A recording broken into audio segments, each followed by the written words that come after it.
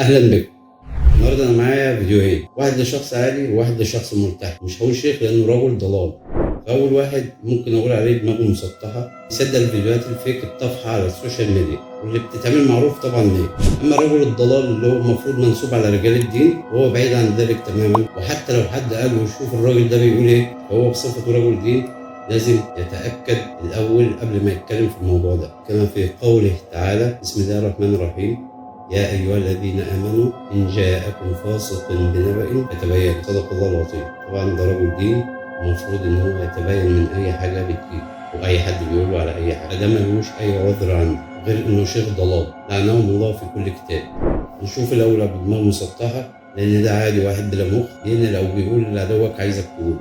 أنا بقى مش هخش في نيته وهقول بقصد أو من غير قصد. نشوف هو قال ايه. سقط القناع. ممكن قوي يتم نقل الفلسطينيين حتى تنتهي اسرائيل من مهمتها المعلنه. ده مش ارتجال ولا هرتله في تصفيه المقاومه او الجماعات المسلحه في حماس والجهاد الاسلامي وغيره. ده كلام مدروس وعقيده واضحه من سنين. في القطاع ابو دماغ مسطح بيقول لك ساقط القناع، وجايب لك قصاصه من فيديو ان السيسي دوت اللي هو رئيس جمهوريه مصر العربيه معاه عدوة عكس الحقيقة تماما. وقبل بس ما ترد عليا أنا هجيب لك هو قال إيه بالظبط عشان تعرف إن أبو دماغ مسطح وغيره غرضهم إسقاط أقوى دولة بالمنطقة.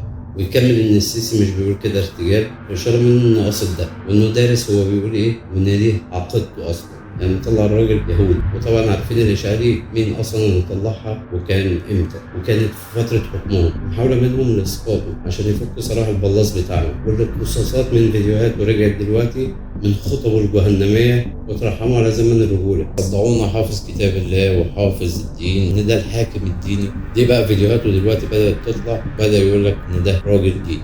أوريك الله دوت لما حب يفسر آية من آيات القرآن فسرها إزاي. ده هو المفروض يطلع له فيديوهات وحافظ كتاب الله. شوف بيقول إيه: إنما يخشى الله من عباده العلماء، لأنهم يعرفون هذا ويعرفون معنى الإيمان ولعلكم لا تعرفون.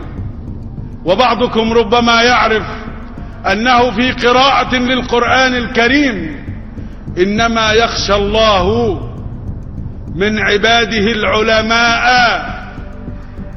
ومعنى خشية الله للعلماء هو خشية التقدير وليست خشية الخوف.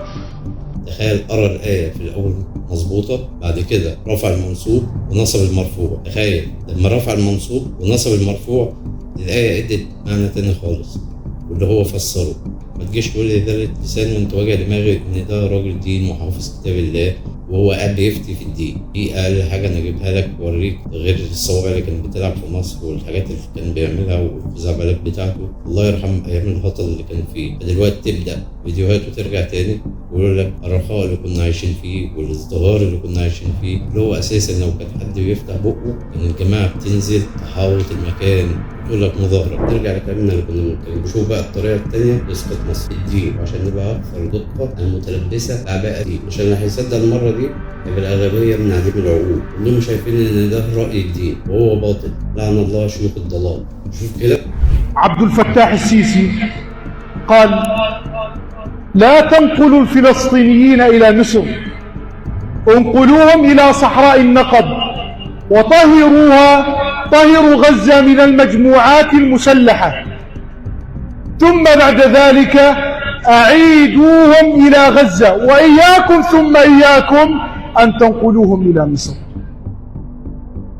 هناك مثل في اللغة العربية يقول: وجه عند صحراء النقب وبص كلمة معلنة قالها خطط دولة، والكلمة واضحة مش محتاجة توضيح ولا محتاج إن الواحد يقول إن هو كان بيفضح مخططاتهم ولا مخططات اليهود قدام العالم ولا خطتهم في إنهاء القضية الفلسطينية، تهجيرهم إلى سيناء وكشفهم قدام العالم. ده قصة خالص عشان يوجهك في حتة تانية خالص. ولو باسم يوسف سمع الشيخ دوت كان قال له أحيتين بدل أحا، وعشان يحبكها بقى وبيضرب مثل عشان يقلل من الراجل. هو قال ما يوصف هذا المستشيخ بالمثل اللي هو قاله. اخر ربنا يلعنكم زي ما انتم شغالين كده مع اعداء الدين على المسلمين مرتدين عباءة الدين.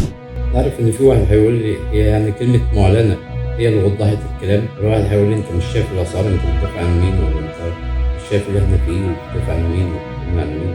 وتدخلني بقى في حتة تانية.